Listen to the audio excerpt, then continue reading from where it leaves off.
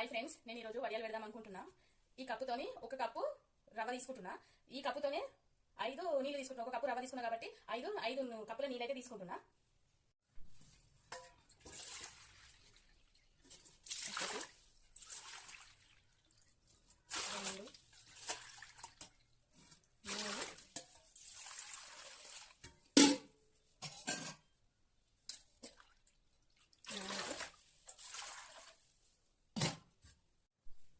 ఐదు కప్పుల నీళ్ళు తీసుకుంటాం. ఇప్పుడు స్టవ్ మీద పెట్టిన ఇవి బాగా మరిగిన తర్వాత జీలకర్ర ఓమ అయితే వేసుకుంటాం. ఇప్పుడు నీళ్ళైతే బాగా వేడైతున్నాయి కదా, ఇలా 2 చెంచాల ఓమ,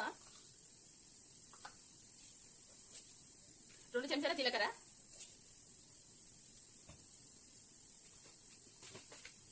అట్లే దొడ్డుపు కూడా 1 చెంచా వేసుకుంటున్నా.